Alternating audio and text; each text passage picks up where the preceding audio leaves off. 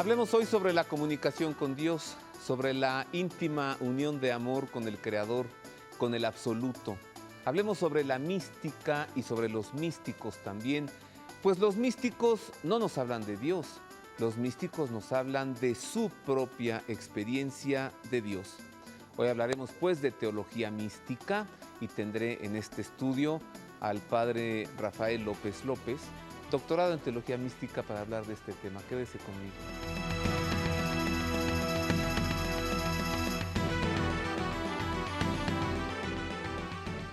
Bueno, es un gusto como siempre saludarle, pero además es un gusto agradecerle el favor de su atención. Sea usted bienvenido a El Pulso de la Fe. Me da un gran gusto, pero pues además de estar gustoso, me siento verdaderamente honrado con la presencia hoy del padre Rafael López López. Padre Rafael, bienvenido. Muchas gracias en verdad por haber invitado a un profesor ya casi para terminar su carrera. Pero me da gusto que me hayan invitado porque para ser auténticamente teólogo místico se necesita ser un buen teólogo dogmático. ¿Ah, sí? Para poder descubrir cuál es la acción de la salvación en forma concreta en el hombre. La teología normalmente la dividimos en 4 grandes apartados. La teología bíblica, que ve el aspecto general del mensaje de la revelación al hombre. Sagradas Escrituras. La Sagrada Escritura. El canon plenamente cerrado. La teología dogmática, que es aquella que nos preserva las grandes verdades para que las conservemos en una actitud de reconocimiento, pero al mismo tiempo de meditación profunda, que nos van a tocar el misterio de Dios y ante el cual la fe, lo único que tiene que hacer es abandonarse, aceptar que Dios se nos revele en esa forma y que nos pida, como una actitud de agradecimiento, el que sepamos nosotros arrojarnos con plena confianza en esa misericordia de Dios que nos está presentando. Esto es la teología dogmática. Esta es la teología dogmática. Y allí nos discutimos. ¿Y las otras dos? La teología moral, que nos ayuda con frases concretas, con estímulos en un comportamiento, a observar los grandes principios que la teología bíblica, la teología dogmática nos están presentando. Muy desdeñada hoy la teología moral, muy despreciada, padre Rafa. Nadie quiere saber ya, si no de moral, menos de teología moral. Soy filósofo, recuerde que soy filósofo. Y mira, hay una cosa muy curiosa. Friedrich Nietzsche, ya en el Also sprach Zarathustra, así habló Zarathustra, nos decía esta gran verdad. Va a llegar el tiempo en que el hombre va a presentarse como el superhombre, autosuficiente de sí mismo, que no va a tener necesidad de nada, ni de nadie, ni de Dios. Es la época, soy profesor en universidades, en que los muchachos crean su propia moral, en que los muchachos, los principios ya no los admiten como auxilios en un comportamiento, no. El hombre de hoy se cree autosuficiente en su comportamiento. El Papa Benedicto XVI, antes de ser romano pontífice, todavía el cardenal Joseph Ratzinger definiría esto como que se vive hoy una dictadura del relativismo. ¿Sí? Totalmente. Déjeme decir una palabra sobre usted, padre Rafa, para que mi amable público sepa con quién estamos platicando hoy. Mire, el padre Rafael López López nomás tiene 6 licenciaturas, 4 maestrías y 5 doctorados. De estos 5 doctorados, bueno, en filosofía, teología, un doctorado en letras por la UNAM, un doctorado en filología. Tiene él 78 años de edad y ha sido profesor en el Seminario Mayor de México, en la Universidad Pontificia de México, en la Universidad Intercontinental, en la Universidad Católica de Lima, en Perú, en la Universidad de Salamanca, en el Instituto Angelicum de Roma, en la Universidad de Friburgo, en Suiza. Ha escrito más de 90 libros y fue secretario ejecutivo de la Congregación para la Doctrina de la Fe para Lima, Perú. No más, bueno, una cosita, celebra misa de 7 de la noche y de 8 de la noche en esa capillita que está en el centro comercial Cuicuilco, allí frente a Sanborns, en lo que fue la fábrica de papel. Si usted quiere ir a misa con el padre Rafa, ya le dije dónde, 7 y 8 de la noche en esa pequeña capilla. Para el próximo domingo, padre Rafa, o para este domingo, va a haber bofetadas ahí para entrar. No, yo les agradezco que son muy fieles. Oiga, dije muy poco de usted, No, pero Bob, por favor. si no se me va el programa en presentarlo. No, de ninguna manera. Nos faltaba un aspecto que es el que vamos a tratar hoy, la teología mística. Usted nos hablaba de 4 ramas de la teología. Sí. Empezó por teología bíblica. Perfecto. Luego teología dogmática. Perfecto. Después la teología moral. Sí, Y ahora entramos en materia. la Se ve teología que usted mística. es profesor. Sí. Se nota. Teología mística. ¿Qué Aquí es el punto crucial, porque para ser un buen teólogo místico necesita uno el dominio del lenguaje. Hace un momento el Bob decía esto, perdón, Roberto decía esto. Padre, dígame como quiera. Soy su monaguillo. El místico es el hombre de la comunicación con Dios, que nos habla de Dios y que nos transmite aquel mensaje que Dios quiere que vivamos. Por lo tanto, la teología mística es vivencia De Dios. del mensaje de la revelación en forma personal y concreta. Bueno, yo para decir lo que dije, me robé un poco a San Juan de la Cruz cuando hablaba de la íntima comunicación, de unión de amor con Dios. San Juan de la Cruz. Perfecto. No me opongo. Yo no sería capaz de decir algo así, padre, por mí, ¿no? Sí. No, está correctísimo. Oiga, ¿todo teólogo místico es místico? No necesariamente. Hay una muy buena respuesta de Teresa de Ávila en su autobiografía, que se llama El libro de la vida. Sí. Le dice a sus religiosas: tengan cuidado de dejarse aconsejar por aquellos maestros de espíritu que no tan solo saben especulativamente estos principios de salvación, sino que los han vivido íntimamente. Y agrega la santa: yo estoy muy agradecida con Dios que puso en mi camino a ese frailecillo, Pedro de Alcántara. Jesuita. No, Pedro de Alcántara era franciscano. Este Pedro de Alcántara dice, es un nudo, es una raíz, porque está flaco, pero ¿cómo sabe de Dios? Y esto para mí es una grande satisfacción, porque aquellos que han tenido la experiencia de Dios inmediatamente comprenden de lo que les estamos hablando. Eso es verdad. Yo soy filósofo, doy mis clases sobre lo que se llama progreso perfectivo de nuestro conocimiento a partir de la sensación, sentidos, hasta llegar hasta la simple aprehensión de la verdad. Sí, muy bien, de acuerdo. Pero aquí tenemos una cuestión básica. No tienes la experiencia, Bob, y no me sabes decir a qué saben los chinchulines. Ah, no. Necesito probar los chinchulines. Evidentemente. ¿Qué no les diría también Santa Teresa de Ávila o Teresa de Jesús a sus monjas, también refiriéndose a Fray Pedro de Alcántara? Nos entendimos no por sabiduría, sino por experiencia. Dice, ¿no? leíste mi libro, Bob. Así dice. Es que nos entendemos con el mismo lenguaje de aquello que hemos vivido. La experiencia. Claro. Entonces, Teresa había tenido una experiencia viva de Dios y Fray Pedro de Alcántara también. También. Y de eso hablaban.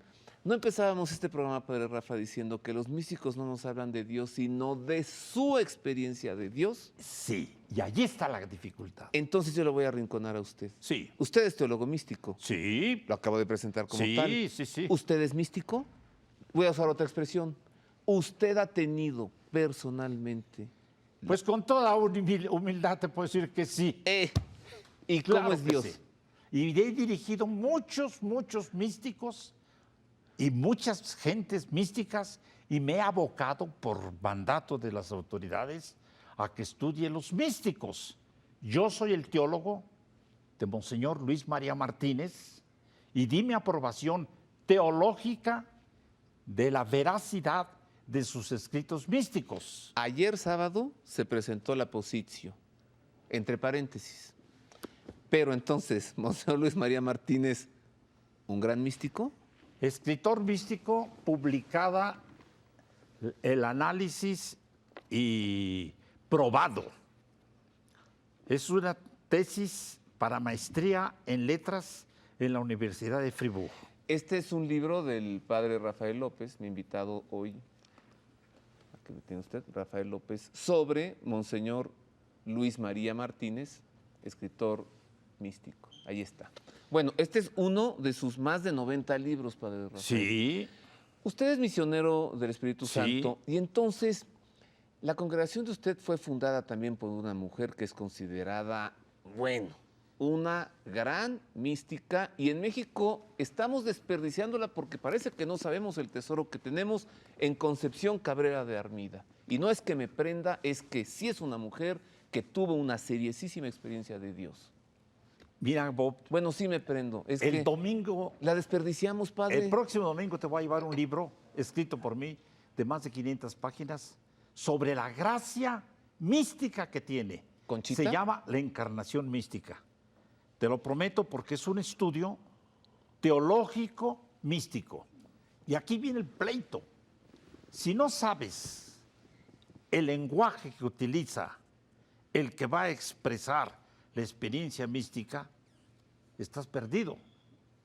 Hay un señor que se llama Garrigou Lagrange y nos dice esto: para comenzar a hacer el estudio de un escritor místico, métete a ver qué nacionalidad es, qué lenguaje habló, en qué época, lo que se llama la atmósfera circunstancial. No creas que la iglesia se ha quedado en rezago, no. La iglesia a los exégetas, eso es lo que les pide.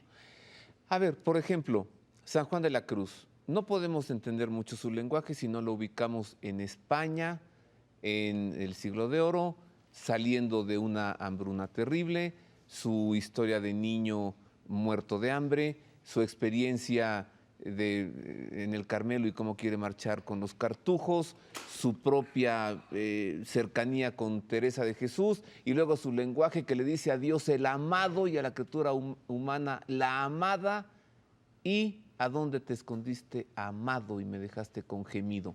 Entonces sabemos que le está hablando a Dios y que tiene una experiencia de Dios, de un enamorado, ¿sí?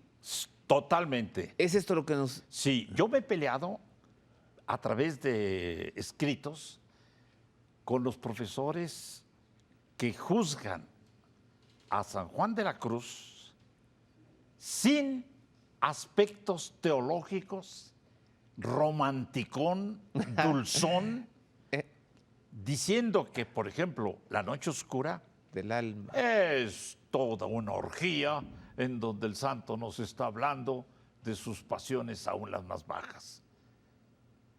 Yo nada más les dije, está escrito en verso y la explicación del verso la tenemos inmediatamente abajo para que no estemos nosotros tratando de definir qué es lo que nos quiso decir a través de su mensaje poético. ¿Y qué le contestaron estos apóstatas? Ya no Evidentemente dijeron. no, porque pues está materialmente el texto arriba en poesía y el comentario de lo que significan los bosques demorosos, los ciervos, todo absolutamente. El silbo de los aires, de los aires amorosos. la noche sosegada. Pero a ver, ¿qué La te música puede decir, Bob, callada. que te diga, te hablo con términos científicos, de un oxímoro? Dice Menéndez Pidal, lo que son los oxímoros para San Juan de la Cruz son las anacolutos para Teresa de Ávila. ¿Qué? No, Lo bueno. que son los... No, estoy hablando de Sócrates ya se quedó pequeño. Solo sé que no sé nada. Los Oxímoros. oxímoros es una antítesis que te lleva a conjugar, a armonizar dos términos opuestos para dar lugar a una nueva realidad. Tú acabas de citar y por eso lo tomé. Oh, cauterio suave. Oh, regalada llaga. Pero eso es incoherente. Un cauterio es un racionalmente. cautín. El cautín quema. Quema, no puede ser suave. Entonces, pues, regalada llaga. No, por favor. Si es llaga, te va a hacer mal. Sí. Y luego que me digas tú que la flama suavemente hiere. No, hombre, no, por favor. Estamos hablando irracionalmente. Sin embargo, esto es lo que es oxímoro. ¿Y a qué le suena matando, muerte en vida la has trocado? Exactamente, es un oxímoro. Bueno, yo le pregunté a usted si usted es místico y me dijo que sí. Sí, fíjate que sí. Y entonces, por ahora voy a hacer una pausa que es breve, pero lo voy a hacer muy breve, padre, porque Sí. necesitamos todos seguir platicando con usted. Oh, no, Y dejo la pregunta aquí. A partir de su experiencia, ¿cómo es Dios? Ajá. ¿Cómo es el creador del universo? ¿Cómo es? Sí. Vuelvo con esto. Está interesante, ¿no? Interesante.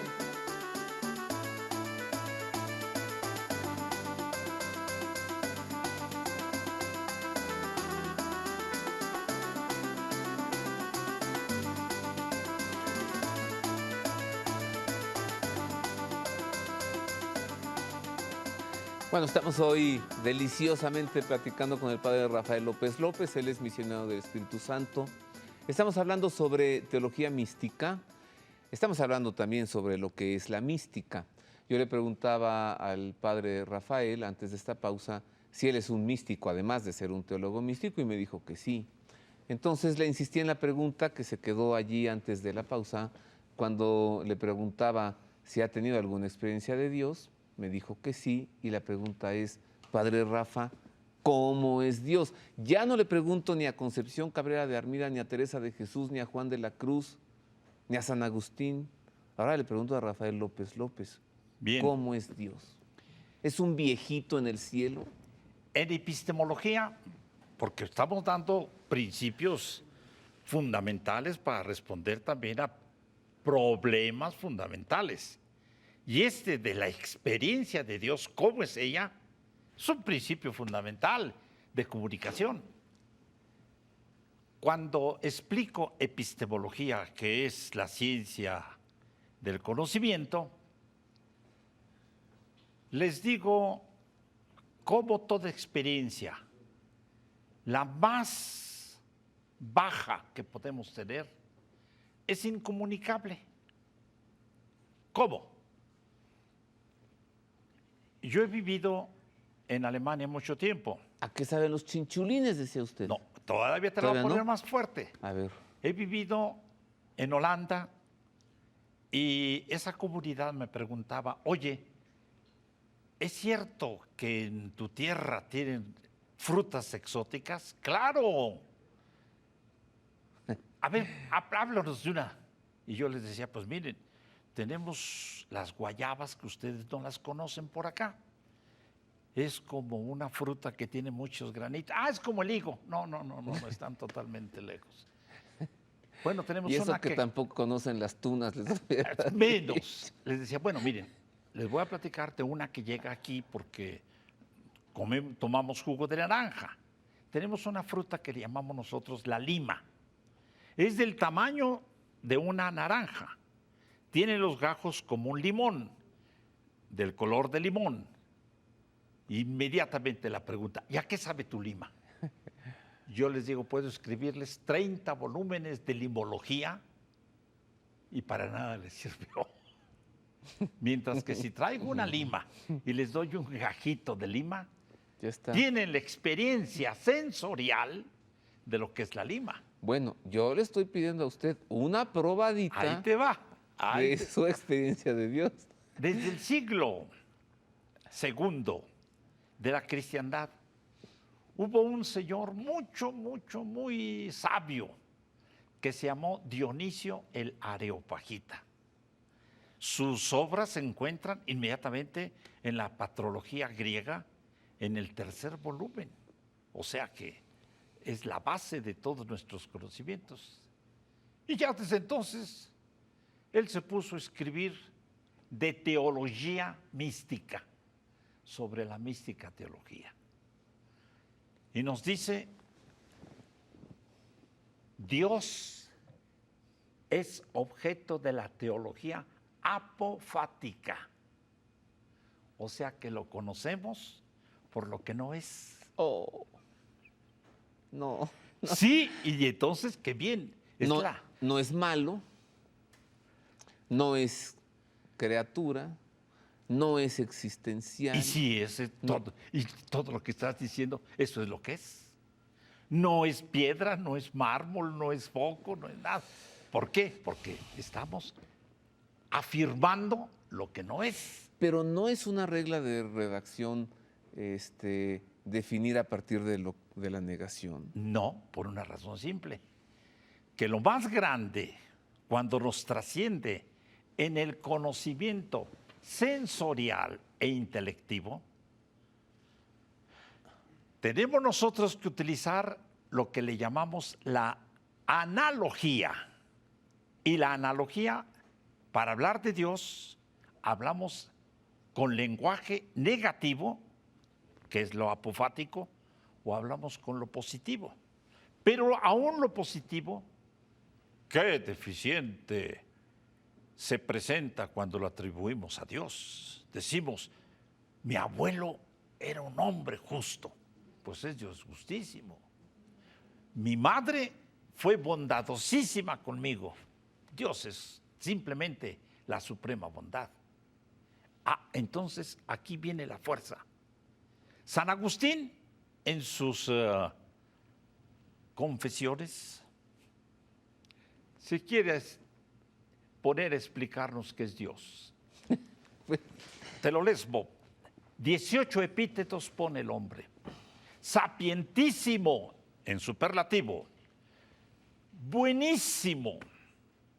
Bondadosísimo. Después del 17º, dice, ¿qué estoy haciendo?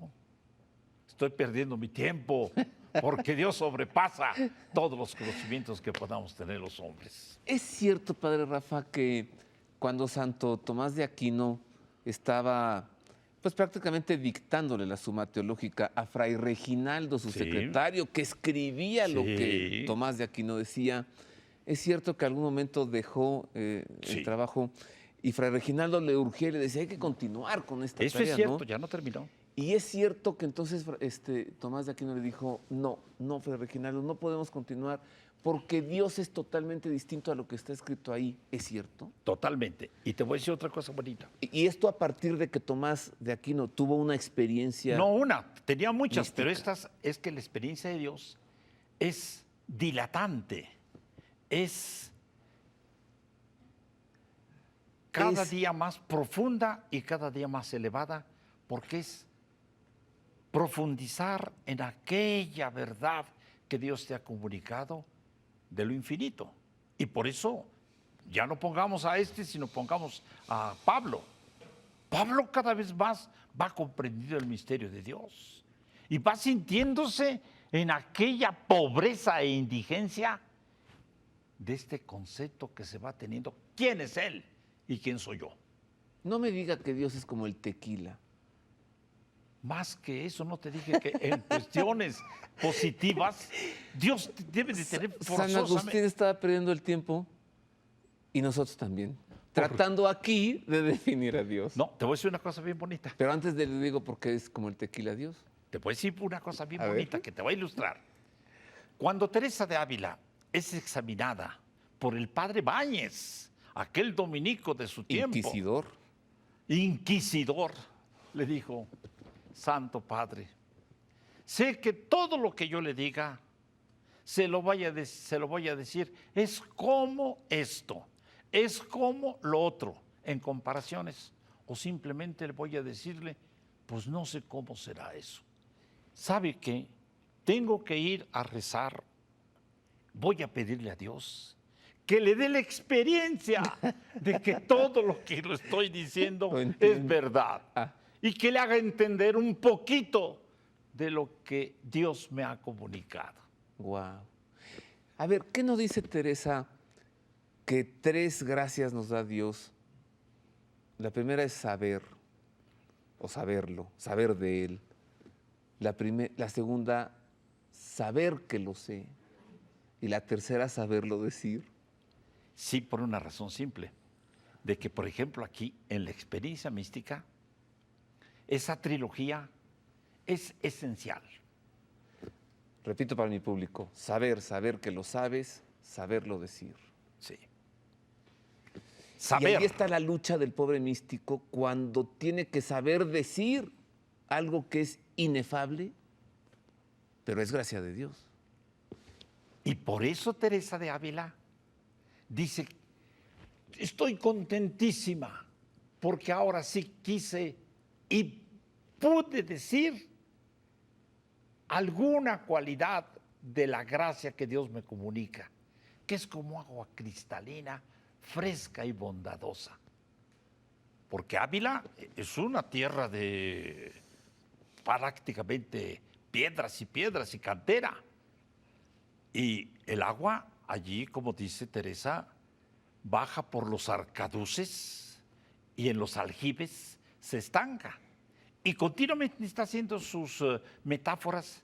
Dice, Dios con su gracia viene a nosotros y en nuestro aljibe su gracia se mezcla con los residuos del aljibe, pero es tal la bondad del Señor que, queriendo buscar cuál fue la gracia de Dios y cuál fuera nuestra cooperación, está totalmente mezclada por la bondad y misericordia de Dios. Mientras más yo le ofendía, Él se empeñaba en regalarme, Ah, sí. dice Teresa. Y dice Teresa una cosa muy hermosa, que este es para nosotros lo máximo, que de veras te lo recomiendo. Dice Teresa, en lenguaje español no lo tenemos. En las hipérboles, lo más que utilizamos nosotros es un "oh", y ya esa expresión exclamativa nos colma. Pues en Teresa encontramos "oh, oh, oh, válgame la misericordia de Dios, que al cabo tendré toda la eternidad para agradecerla". Padre Rafa, qué maravilla. Válgame la misericordia de Dios, que al cabo tendré o al Toda la fin eternidad para agradecerla. agradecerla. Oiga, ¿no sabe usted esa que creo que es de Agustín, que dice, aquel que no tuvo tiempo de creer en Dios, ya tendrá en la eternidad todo el tiempo para arrepentirse, algo así? No, yo no, No, no me lo sé. no estaré inventando pero yo. te voy a decir otra cosa interesantísima de un experto actual en obra de Santa Teresa. Este hombre, Tomás Álvarez, es rector de la Universidad de Mística, que es el Taresianum en Roma. Carmelita él. Carmelita, por supuesto. Yo lo he traído a México para que nos diera conferencias sobre tanto que sabe este hombre.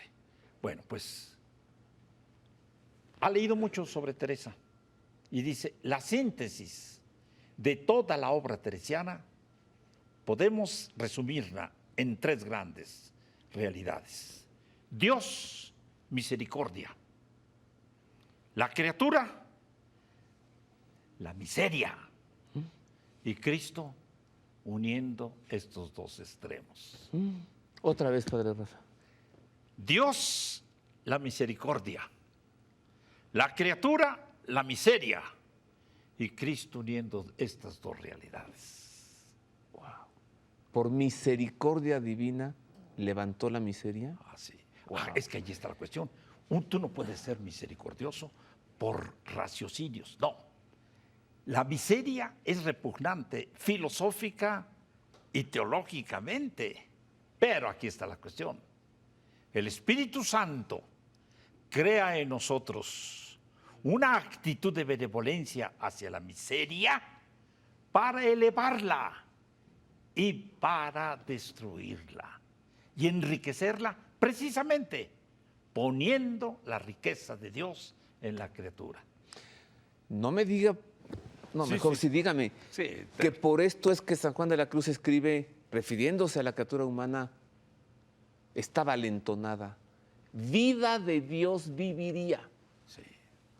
porque Cristo levantó a esta miseria a la altura de Dios. Sí, Padre Rafael. Sí, totalmente. Pues Oiga, pero ¿qué somos nosotros para Dios? Oye, ¿Qué es el hombre para que te pues fijes mira, en él? yo te voy a decir una cosa. Lo grande que he recibido de mis estudios ha sido precisamente el contacto con estos escritores místicos.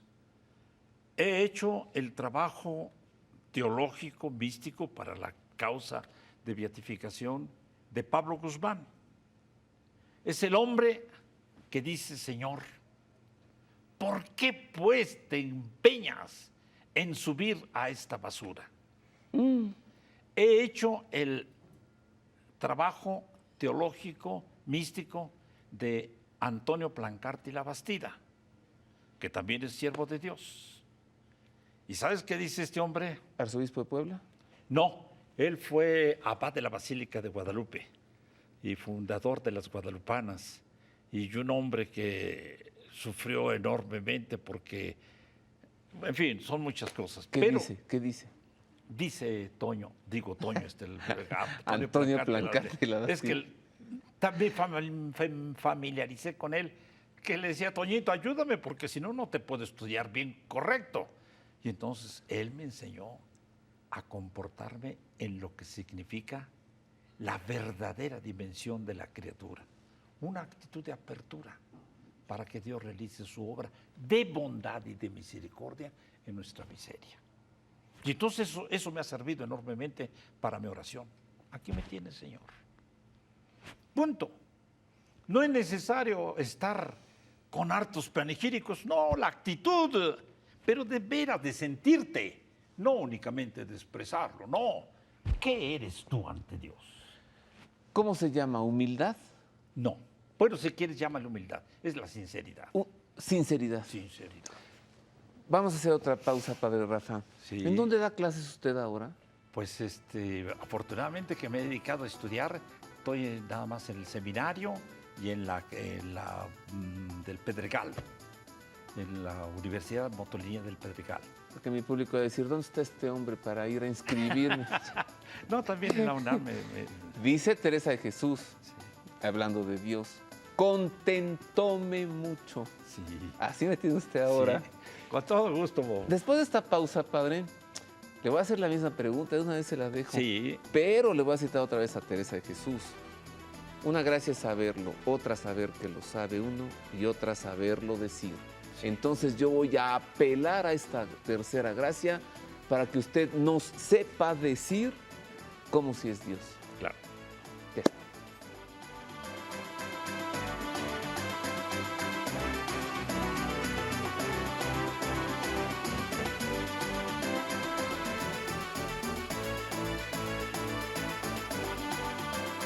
Estamos hablando con el padre Rafael López López, misionero del Espíritu Santo, teólogo místico, ya le decía a usted hace rato, pues tiene 6 licenciaturas, 4 maestrías, 5 doctorados, ha sido profesor en el Angelicum de Roma, en la Universidad de Salamanca, en la Universidad Pontificia de México, ha sido profesor en la Universidad de Friburgo en Suiza, en la Universidad de Lima en Perú, y ahora es nuestro invitado aquí a este programa, El Pulso de la Fe, que yo sé que ha sido una delicia, lo sé, lo he experimentado, y entonces de una vez invito al padre Rafa a que nos acompañe subsecuentemente, padre, si usted Claro, con todo gusto. tiene la bondad de seguir viniendo con nosotros, pues cualquier tiempo con usted lo he visto, es poco.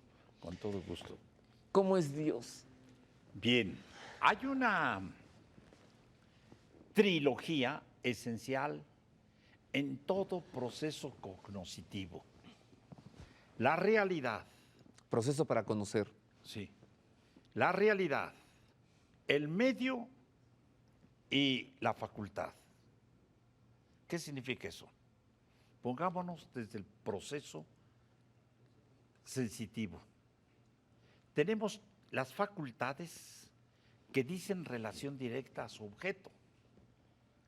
El ojo al color, pero el medio es importantísimo porque es la luz. Si quitamos el medio, el color ya no lo percibimos. Y el ojo ya no... La facultad entonces nos alcanzó su objeto propio. Pero muchas veces la dificultad viene por el objeto, que el color está borroso y las letras no podemos percibirlas perfectamente bien. Si esta imagen de Cristo me presentan una cosa borrosa, el color que debe de captar mi ojo no llega a captarlo por deficiencia del color, aunque me ponga más y más luz, no. Hay realidades sensibles que nuestros sentidos o facultades sensibles las captan su objeto. La visión, el color, el oído, el sonido, el tacto, la dureza o la temperatura, el gusto, el sabor, con sus propios medios de comunicación. Pero esas son realidades sensibles, muy al alcance de nuestras facultades humanas, relacionadas con el cuerpo. Otras ya son de un orden superior. La verdad. La verdad puede ser una y sin embargo captada por nuestro entendimiento de muy diversas formas. La bondad. Puede haber una acción buena y sin embargo interpretada de la forma más diferente. Todavía vamos a las realidades trascendentes. Las realidades trascendentes exceden nuestra capacidad sensitiva, intelectiva y volitiva. Dios es espíritu. Dios es la bondad suprema. Dios es la verdad absoluta. Y Dios es lo supremo para el maometano. Y Dios es lo supremo para el protestante, para el católico, para el judío, la verdad y la bondad suprema. Entonces, aquí está la situación difícil. Debe de existir una adecuación entre el término y lo que expresamos con nuestro lenguaje. Entonces, aquí está la verdadera aportación del místico. Tanto mejor nos hablarán de Dios, tanto nos llevarán mejor a la realidad expresada. Vuelvo a insistir en principios de orden estrictamente científico. Las letras o los signos son vehículos de una realidad, son representantes de la realidad que quieren manifestar. Entonces, tanto vale el signo mientras nos llevan a la realidad significada. Conclusión, Dios es misterio porque va más allá de todas mis posibilidades de comprensión, me trasciende, no lo puedo abarcar. ¿Sí? Te lo voy a probar con Husserl. Husserl nos dice esto. Maestro de Edith Stein. Sí, y Edith Stein, de las grandes místicas que tenemos. ¿Sí es mística, Edith? Total, oye, así la canonizó Juan Pablo II. Doctora mística. Tocaya del Papa, ¿eh? Sí, doctora Teresa Benedicta. mística. Sí, fíjate que, no, pero Juan Pablo II fue el que la Sí. canonizó. Te voy a decir una cosa bien hermosa. Cuando nosotros nos acercamos a Dios, según Husserl, según Edith Stein, no queramos destrozar la naturaleza de las realidades. Un misterio, por ser misterio, se conserva dentro de la línea de lo trascendente, mientras que un problema, ese sí tiene una solución. Y podemos nosotros con trabajo, tiempo, llegar a la comprensión del mismo. Pero no podemos quitarle al misterio su naturaleza de trascendencia porque lo destruiríamos y nunca llegaremos a comprenderlo, por otra parte. ¿Seguiremos siendo un ser finito? y Dios Sí. seguirá siendo el eterno. Y por eso los místicos, qué bueno que nos abran un poquito. Y nos dice Dionisio de Areopagita, conocer un poquito de Dios es haber ganado la existencia. Gracias, Padre Rafa. Es decir, solo nos acercan Sí. a tratar de comprender lo incomprensible. Ese velo que hay entre el Creador y entre nosotros, que solo podemos tocar, pero no traspasar. ¿Cuándo vuelve, Padre Rafa? El día que me invites, Bob. Bueno, nos vemos hoy a las 7 de la noche en Cuicuilco. Sí, cómo no, Bob. Trato hecho jamás deshecho. Totalmente. ¿El Padre Pío de Pietrelcina era místico? Le tuve miedo, porque yo formaba parte de la comisión que analizábamos los casos místicos, pero este tenía el carisma de oler a las almas. Dije, no, a mí no me huele No. ese místico. Creo en estas cosas porque las he vivido. Oye, analizamos a Teresa Neumann y la reprobamos. Porque aquí, bueno, estamos en... pero la reprobamos. Estigmatizado el Padre Pío. Y estigmatizada también Teresa Neumann. ¡Wow! Y reprobada. por Trato la hecho jamás deshecho, Padre Ta- Rafa. totalmente. Nos vemos aquí. Totalmente. Bob. Bueno, en otro tema, le aseguro que me da tristeza dejar de platicar con el Padre Rafa, se lo aseguro, pero bueno, ya vendrá otra vez. En otro tema, en septiembre celebramos al Padre Pío, su memoria el 23 de septiembre. Y hemos preparado unas imágenes para usted, pues en este mismo año, en abril me parece, fue exhumado y se encontraron con la maravilla de que el cuerpo está incorrupto. Así que vea usted esta nota que preparamos para usted. Francesco Forgione, mejor conocido como el Padre Pío de Pietrelcina, que fue enviado al convento de San Giovanni Rotondo para permanecer ahí hasta su muerte, ha sido motivo de noticia, ya que su cuerpo fue exhumado y expuesto por primera vez desde que murió. Este 24 de abril se convirtió en un día muy especial para los muchos devotos con los que cuenta el Padre Pío, devotos que acuden para conmemorar el 40 aniversario de su muerte.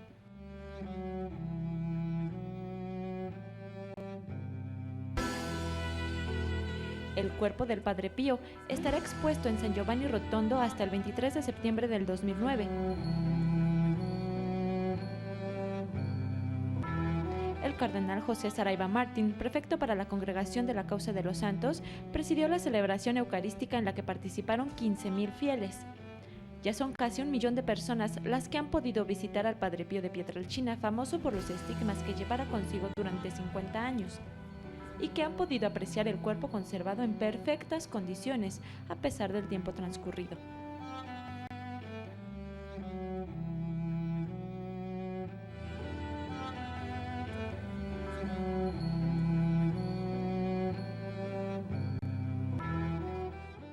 En más del Padre Pío, le presento enseguida una nota que nos envió el Centro Televisivo Vaticano por allá de abril o marzo de este año, también a partir de que se cumplieron 40 años de la muerte del Padre Pío y se reunieron con el Papa, pues muchos de la familia franciscana, los capuchinos, mire.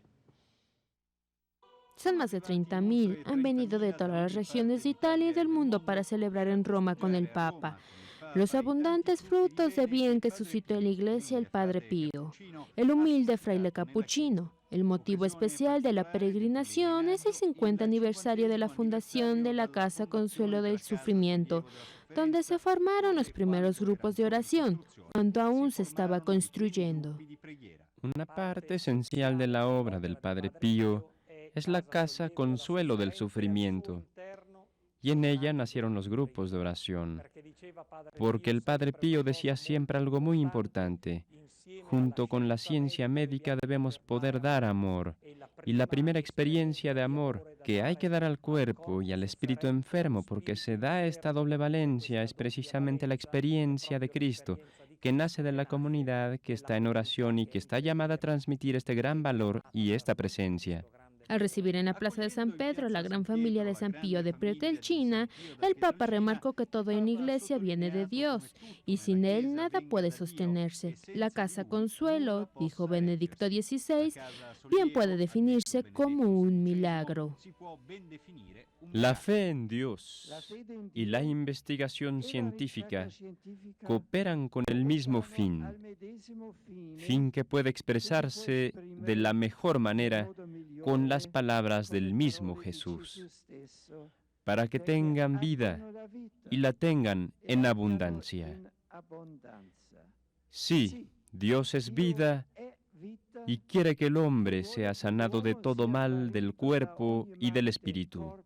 La obra del Padre Pío se asemeja a un enorme grupo de trabajo animado por la caridad y destinado a la caridad puesta en obras. Los grupos de oración se han extendido en las parroquias, en los conventos, en los hospitales, y hoy hay ya más de 3.000 diseminados por todos los continentes. En nuestro andar con espíritu misionero, buscando de verdad a la oveja perdida, proponiendo ejercicios espirituales, siguiendo el modelo de misiones populares en las parroquias, hace 7 años que realizamos este trabajo apostólico. Descubrimos que la gente percibe la figura del Padre Pío de una forma muy original y particular. Lo sienten como una persona de la que se pueden fiar. Ustedes, todos juntos, forman una gran familia espiritual, porque se reconocen hijos del Padre Pío, un hombre sencillo, un pobre fraile, como decía él, a quien Dios confió el mensaje perenne de su amor crucificado por la humanidad entera. La gran familia del Padre Pío crece de día en día, signo de que la obra de este santo prosigue incansable, como siempre. Todas las personas que encuentran al Padre Pío tienen una relación muy personal. Y esto es también importante porque puede representar un carril por el que llegar después a la verdad. La verdad completa, que es Jesucristo. Yo diría que el Padre Pío deja que la gente le tome, pero después toma de la mano a esta gente y la lleva a lo esencial que es el Señor. Pues este cuerpo incorrupto del Padre Pío sigue expuesto todavía. Ahí en San Giovanni Rotondo es una maravilla. Han acudido millones de personas a contemplar ese cuerpo incorrupto. Pero le voy a entregar ahora, pues gracias a la televisión, gracias a imágenes que tenemos, al Padre Pío en persona, él celebrando la Eucaristía ya hacia la tarde de su vida, ya hacia el final de su vida. Mírelo a él con los guantes, pues las manos estigmatizadas. Así celebraba la Eucaristía.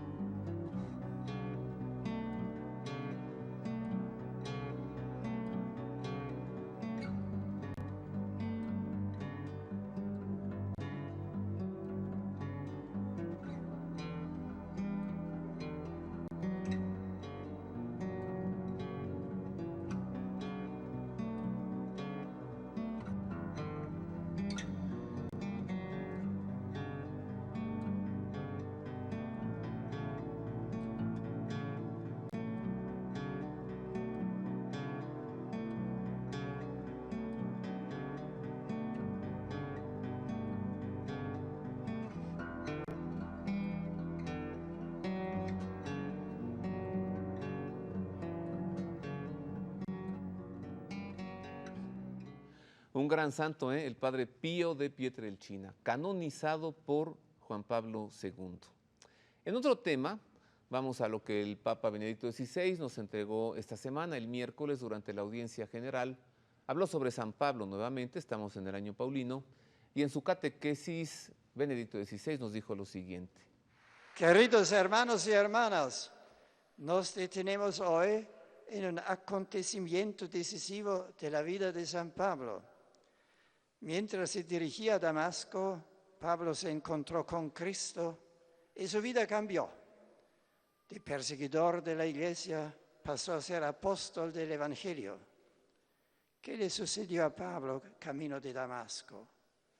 En el libro de los Hechos de los Apóstoles, San Lucas nos brinda 3 relatos de lo acaecido. También el mismo Pablo nos informa de ello en sus cartas. Más que una conversión, Pablo entendió aquel suceso como el fundamento de su apostolado, como el encargo de la evangelización y la misión. No fue un evento que pueda interpretarse con categorías meramente psicológicas.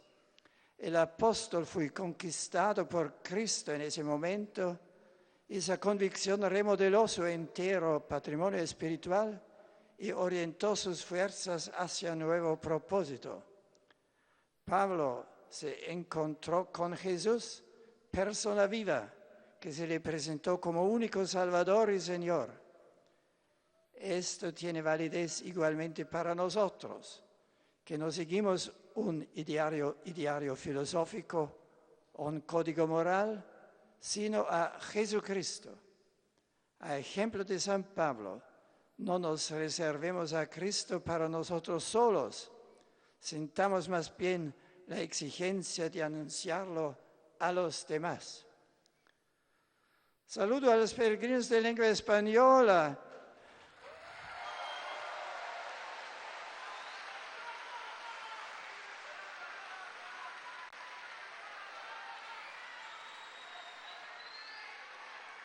En particular a los fieles de la parroquia de la Resurrección del Señor de Madrid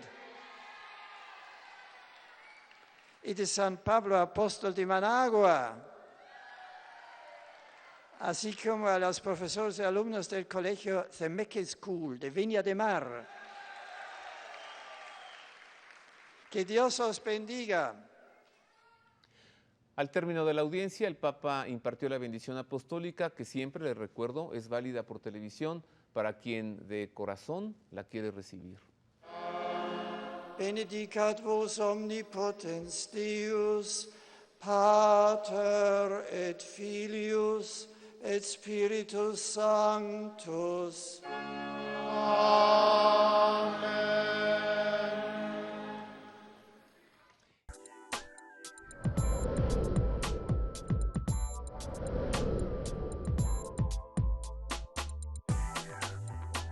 Y con esto llegamos por ahora al final del Pulso de la Fe. Agradezco mucho que haya estado con nosotros. A nombre de mis compañeros, el staff técnico de Proyecto 40 y la producción de este programa, le deseamos una feliz semana y yo le espero el próximo domingo con más de El Pulso, así, la perspectiva de la fe. Muchas gracias.